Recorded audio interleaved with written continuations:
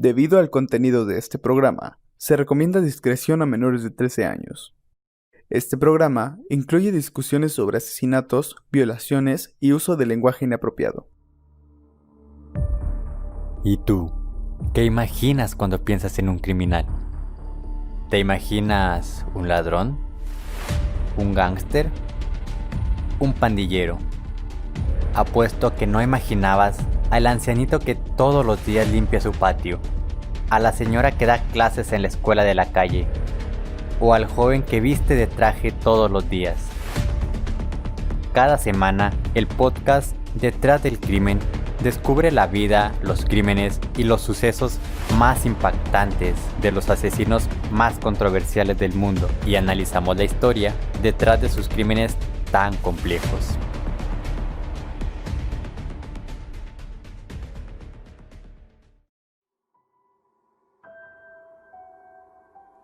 En esta ocasión, hablaremos de Richard Ramírez, el depredador de la noche. Su verdadero nombre era Ricardo Leiva Ramírez Muñoz.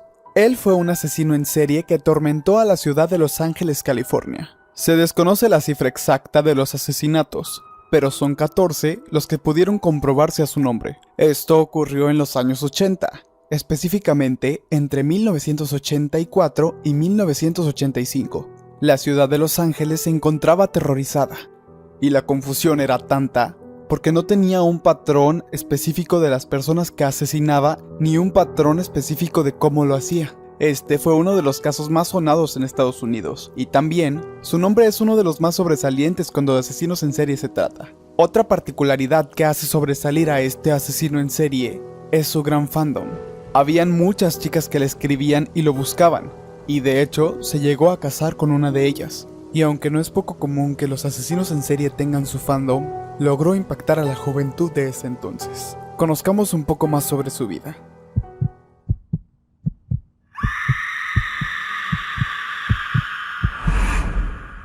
Vida. Como la mayoría de los asesinos, Richard Ramírez también tuvo una infancia muy fuerte. Hay que mencionar que estos sucesos no pueden justificar sus acciones, pero su infancia no fue del todo buena, y es que su padre abusaba físicamente de él y lo golpeaba, al igual que a su madre y a sus hermanos.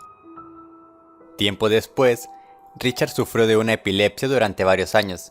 Sin embargo, esto no fue debido al abuso que sufrió por parte de su padre, sino que ocurrió debido a un accidente que tuvo en un columpio.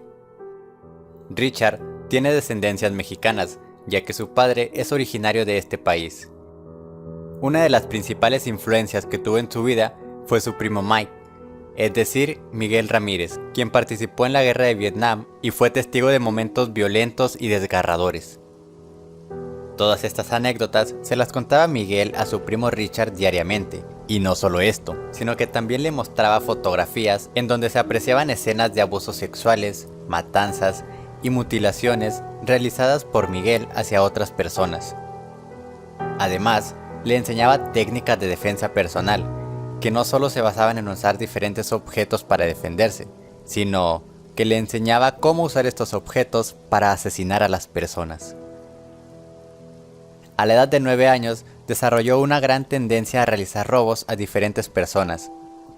Uno de los momentos más cruciales en la vida de Richard fue en su adolescencia, justamente en el año de 1973, pues fue testigo de cómo su primo Miguel asesinaba a su esposa.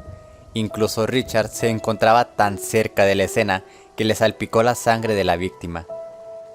A partir de este suceso, empezó a consumir drogas y marihuana. Sin embargo, poco a poco empezó a consumir drogas más letales, lo que con el paso del tiempo le desarrolló problemas psicológicos. Y todo esto lo llevó a realizar diferentes crímenes.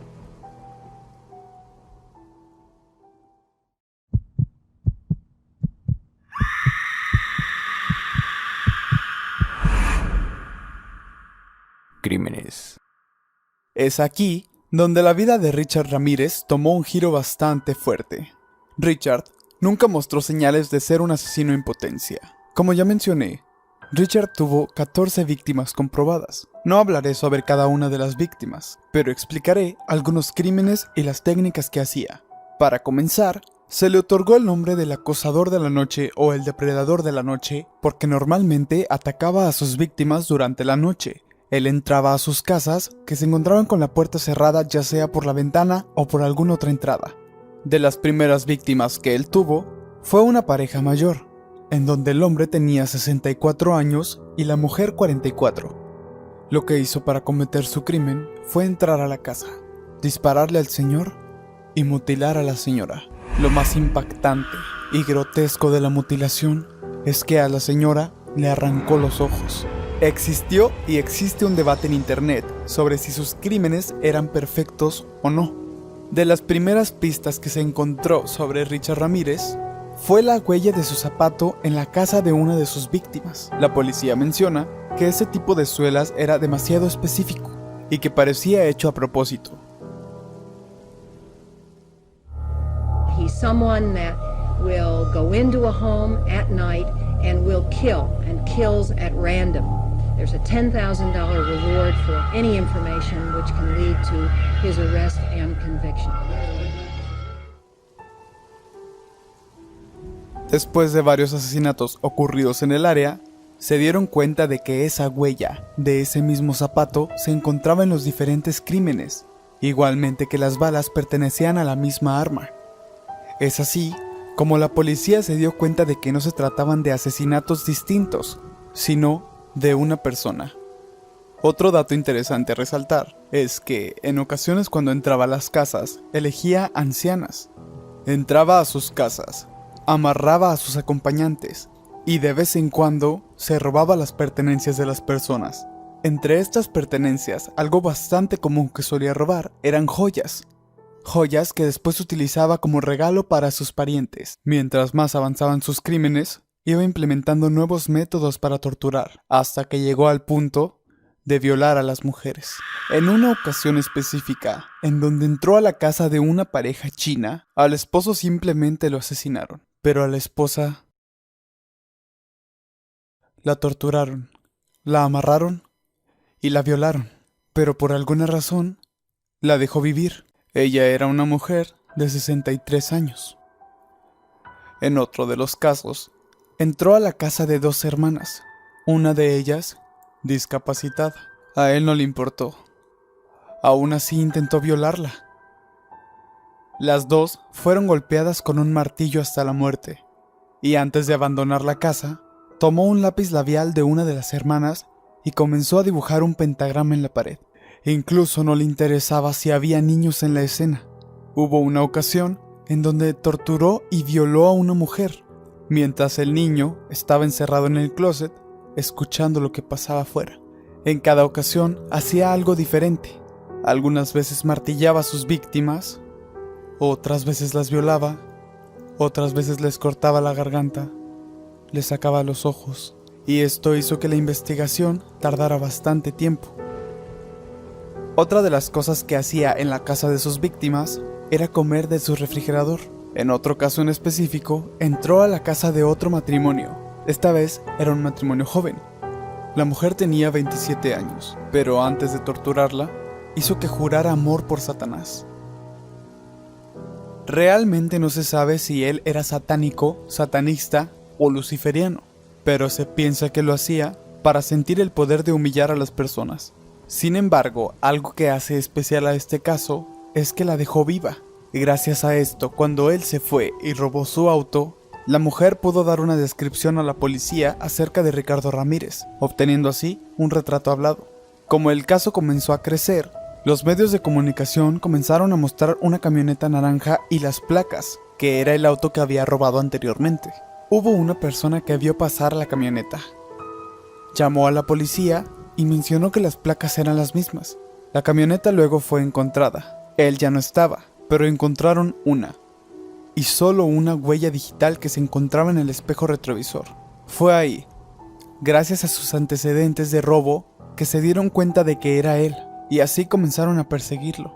Richard Ramírez ya sabía que lo estaban buscando, y este fue un encuentro bastante interesante. Salió huyendo por toda la carretera, intentó robarse un auto, intentó entrar a una casa, y hubo un momento en el que vio a una mujer.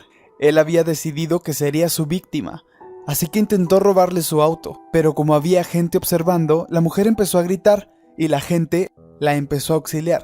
Una de las personas lo golpeó y lo retuvieron hasta que llegó la policía.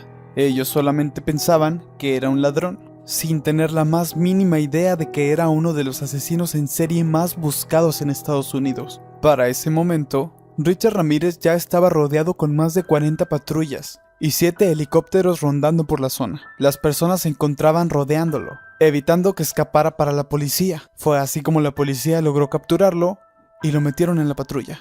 Fue en julio de 1988 cuando se comenzó a juzgar su caso. En el juzgado tenía bastantes actitudes groseras, tenía audiencia y solía utilizar frases como "Viva Satanás". También se dibujaba un pentagrama en su mano en cada audiencia. Y fue, al fin, el 20 de septiembre de 1989 que se le encontró culpable. 14 asesinatos, 5 intentos de asesinatos y 11 abusos sexuales. El jurado votó por la pena de muerte.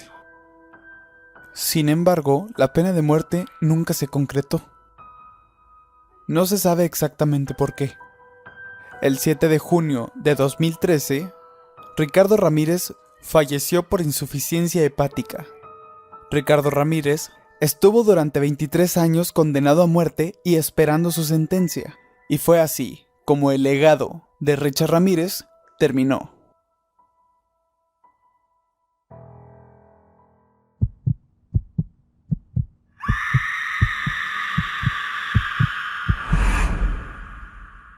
Datos. Uno de los datos más interesantes es que hubo una persona que dio información a las autoridades sobre el paradero de Richard Ramírez antes de que se hiciera el retrato hablado sobre él. Dicha persona se llamaba Alejandro y afirmaba ser amigo de Richard, porque los dos eran jornaleros y pasaban mucho tiempo juntos. Lo raro de este suceso es que las horas de descanso que tenía Richard en el trabajo coincidían con las horas en que se reportaban los diferentes asesinatos de la ciudad. Además, Alejandro se percataba de que Richard vendía diferentes joyas de valor mientras ellos trabajaban, y siempre que le preguntaban de dónde procedían estas joyas, él evadía el tema. En ese momento, Alejandro lo acusó con la policía, pero solo mencionó que posiblemente era un ladrón y que se llamaba Richard. Después, la policía checó las huellas dactilares de Richard en la base de datos, y se dieron cuenta que se trataba del mismo Richard Ramírez a quien se estaba buscando durante hace mucho tiempo. Lo más extraño de este suceso es que regularmente cuando alguien proporciona información sobre alguna persona sospechosa, dan un tipo de recompensa. En ese tiempo, las recompensas eran de $6,000. Entonces, este hombre que se llamaba Alejandro jamás volvió para recoger su recompensa. Jamás volvió a salir a la luz. Se la ha intentado contactar, se la ha intentado buscar y se desconoce su paradero o si está vivo o muerto. Básicamente desapareció por completo junto con toda su familia. Se descarta la idea de que se trate de una protección de testigos, ya que Alejandro jamás fue testigo presencial de alguna situación fuerte o de robo. Otro dato interesante radica en el tema del satanismo, ya que él pintaba pentagramas en las casas de sus víctimas y decía "Hail Satan" cuando estaba en las cortes. Hay que mencionar que a las personas que estaban en la cárcel les permitían tener pen pals, es decir, les permitían tener amigos por correspondencia. Habiendo mencionado lo anterior, cuando Richard se encontraba en la cárcel, tuvo a un amigo por correspondencia, y este chico mencionó en un par de veces que hasta la última vez que habló con él siempre le mencionó que era satanista. Hay que mencionar que no todas las religiones que traten temas de Satán, Lucifer o Baphomet son las mismas, ya que existen diferentes cultos que no son satánicos, pero le rinden culto a Satán. Entonces se desconoce qué predicaba Richard Ramírez, aunque existen muchas especulaciones, ya que él nunca mencionó la religión o culto que profesaba. Otro dato interesante es que existe una chica en YouTube que se comunicaba con Richard Ramírez a través de cartas, y esta chica aún conserva estas cartas e imágenes que él le mandaba. Realmente no habla de sus crímenes o de sus asesinatos, pero es muy extraño porque habla como una persona normal, si realmente no fuera un asesino o un criminal. Do you admit to being evil, Richard? We are all evil in some form or another, are we not? Yes, I am evil. Not 100%, but I am evil.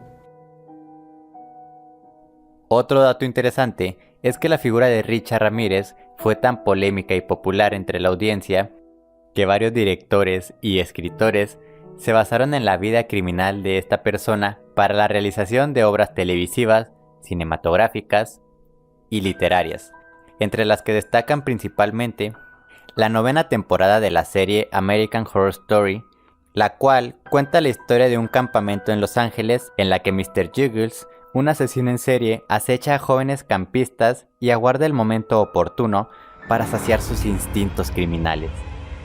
Aunque se trata de un personaje ficticio, la figura de Mr. Juggles está inspirada en el asesino serial Richard Ramírez. Cabe mencionar que este personaje ya había aparecido en temporadas anteriores de esta serie, pero en esta ocasión se le dio el protagonismo para la temporada completa.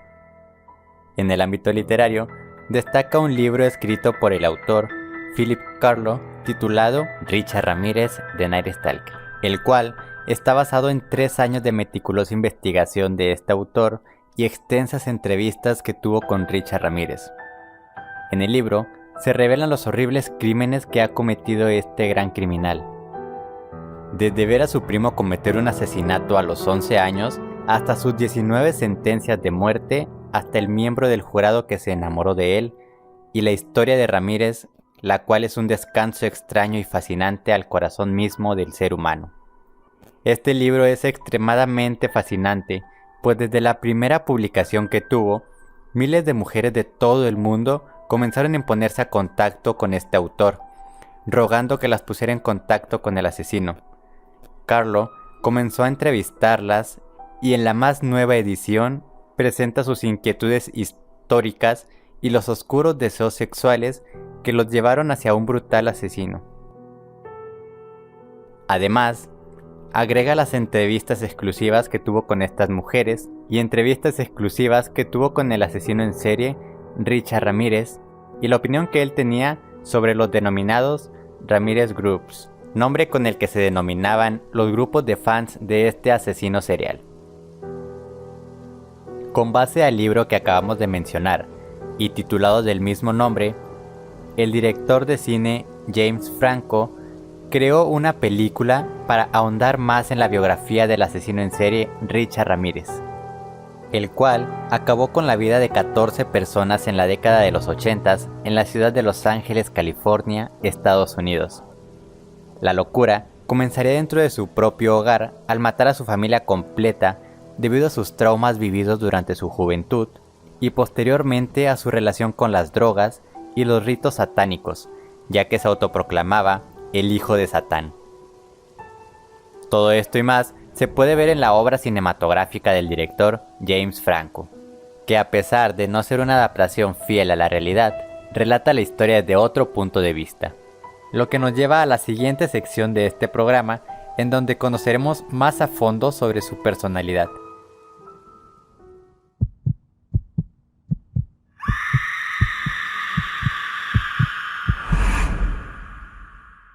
Análisis psicológico.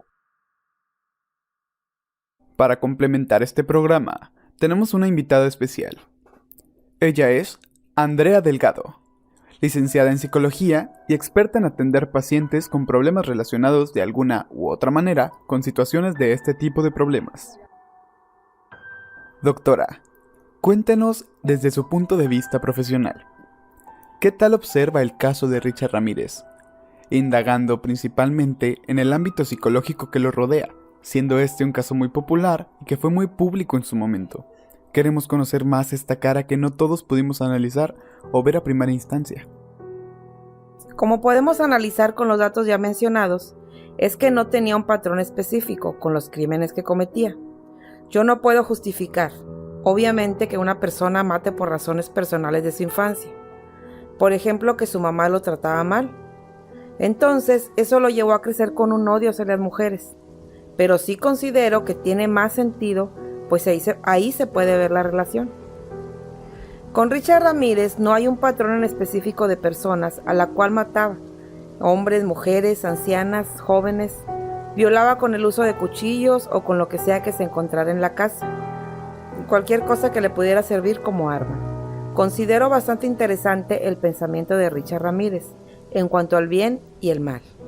Él, en varias ocasiones, hace declaraciones donde explica que todos tenemos maldad dentro de nosotros, y él pensaba que todos los seres humanos tenemos la capacidad de matar a alguien, pero no técnicamente. Si una persona se encuentra en riesgo, su instinto tal vez haría algo para defenderse. Tal vez si le fueran a hacer algo a tu hijo o a tu hija, tu instinto es protegerlo cueste lo que cueste. Pero creo que él tenía una manera de justificar sus acciones, lo cual me parece que le quita todo valor a cualquier argumento inteligente que haga. Do you admit to being evil, Richard? We are all evil in some form or another, are we not?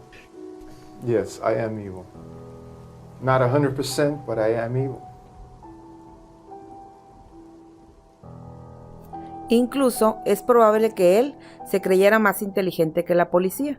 Y eso lo digo porque muchas veces, pues como dejaba huellas en el lugar, dejaba gente viva y se iba. No considero que esto lo hiciera a propósito, pero no sabía que iban a poder decir algo, sino porque él pensaba que sin importar que tuvieran retratos hablados de él, sin importar que la gente supiera quién es, que nunca lo iban a encontrar. Creo que de alguna manera se sentía mucho más poderoso que la policía. Es que a partir de que vio que le estaban dando muchísima publicidad en la televisión, él mostraba señales de que le agradaba, porque la actitud que muestra es muy egocéntrica de su parte. Y puedes verlo en el jurado y en las entrevistas que ha hecho. Solía llegar con lentes oscuros, súper arreglado, como si fuera una celebridad, y yo creo que si hay alguien que te puede decir que si hay alguien que se romantizó y se glorificó a sí mismo, es Richard Ramírez. Considero que de alguna manera le gustaba muchísimo la fama y la atención que estaba ganando. Existe una entrevista en la que el entrevistador le hace mención a otros asesinos seriales y le dice a Richard que está al nivel de ellos, como Charles Manson y Ted Bundy. El entrevistador le dice de manera negativa, pero Richard Ramírez sonríe. Yo siento que en serio le gustaba el tener fans, ir a los jurados, que le gritaran cosas bonitas, voltear y hacerles miradas a las chicas que iban a verlo. También le piden que se describa a sí mismo y él dice, imbécil y me siento orgulloso. También le preguntan, si te gusta una chica, ¿cómo logras que esa chica te note? A lo que él responde, saco mi arma. No se sabe si hablaba literalmente de su arma o es como un albur, su arma. Pero creo que con esto se aclara que en serio tenía un aire de grandeza muy grande de poder. Considero que en el caso de las violaciones, muchas de ellas se deben al instinto de soy más que tú, del poder de humillar y de sentirse más poderoso, manipular, que es básicamente lo que él hacía en varias entrevistas. La mayoría de los asesinos son muy buenos manipulando a las personas, y él, aunque no era la persona más amable del mundo, yo creo que sí logró convencer a varias chicas que era una buena persona. Incluso se casó con una de las chicas con las que se escribía. Y ella incluso llegó a decir que el día que lo mataran, pues en su pena de muerte, que nunca pasó, ella se iba a suicidar. Hay un punto que él toma mucho, que es el hecho de que todo mundo tenemos maldad dentro de nosotros y todos podemos matar. Y siento que eso se resume en el hecho de que si fuera legal asesinar a alguien, más gente lo haría. O sea que los asesinos en serie que conocemos, que solo son personas que no se dejan guiar por las leyes, pero que realmente hay muchos asesinos seriales cerca de nosotros. A mí me parece una premisa muy interesante, porque de cierta manera creo que es verdad. Y creo que es por el hecho de que por lo regular, si una persona se le da la opción de lastimar a otra persona, lo va a hacer. Marina Abramovic hizo un experimento en un performance, en donde ella se coloca completamente inmóvil en una sala y puso un montón de objetos con los cuales la gente le podía hacer cosas. Puso rosas, puso plumas, puso cosas con las que pudieras acariciarla, pero también puso objetos punzocortantes. Primero todo iba bien, las personas solo la acariciaban. Sin embargo, mientras el tiempo avanzaba, las personas veían que en realidad no reaccionaba y comenzaron a cortarla, lastimarla, etc. Aquí se puede confirmar el hecho de que las leyes existen, porque no todas las personas están bien de sus facultades mentales, y algunas de ellas podrían poseer maldad en su interior. Por tanto, si no existieran esas leyes, existirían más asesinos seriales. Este fue Richard Ramírez.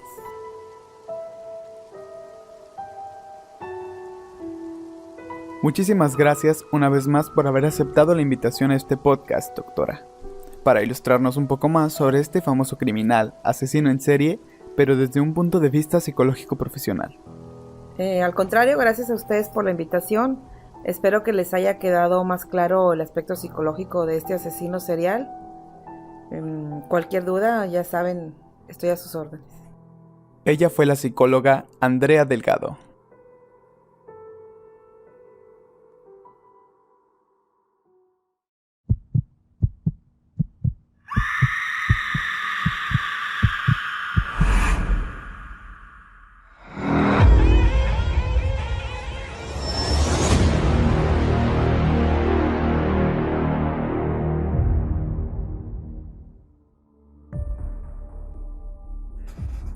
Richard Ramírez sin duda ha sido uno de los asesinos seriales más atípicos y violentos. Esto se debe a la versatilidad de sus crímenes. Sus actos estaban llenos de sangre y rituales satánicos que no podrían superar una película de suspenso y terror. Y aunque ya mencionamos que se cree que no es satánico o que solo lo hacía por asustar a sus víctimas, no deja de parecer una escena terrible.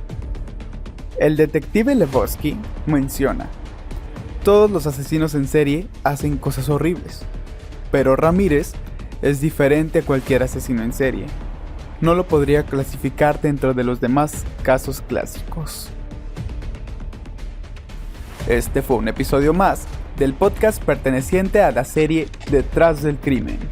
Detrás del Crimen es un espacio diseñado para los amantes del crimen, en donde cada semana presentaremos nuevos temas, nuevos casos y nuevos criminales que te harán dejar de pensar que la ficción está muy alejada de la realidad. Eso ha sido todo por hoy. Los dejamos con un fragmento de la entrevista más icónica realizada al criminal de hoy. Gracias por escucharnos. Hasta la próxima.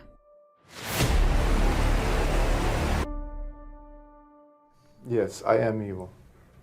Not 100%, but I am evil.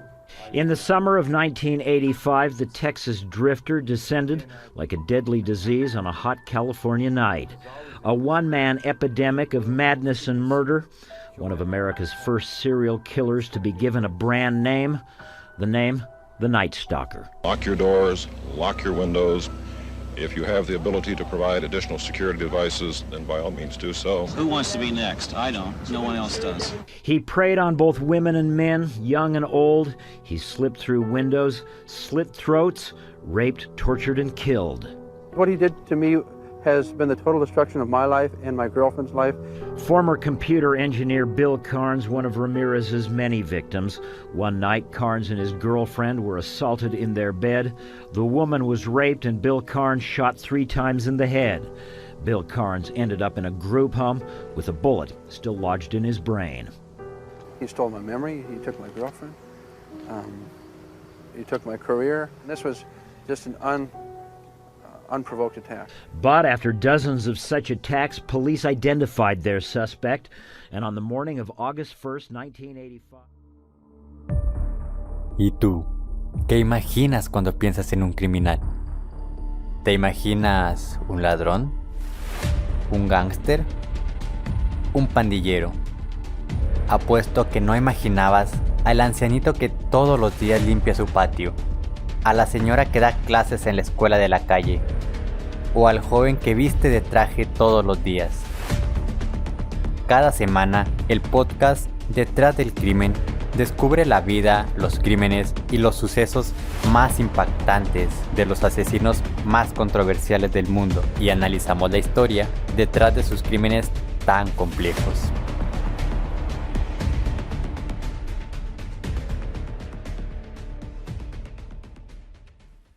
Debido al contenido de este programa, se recomienda discreción a menores de 13 años.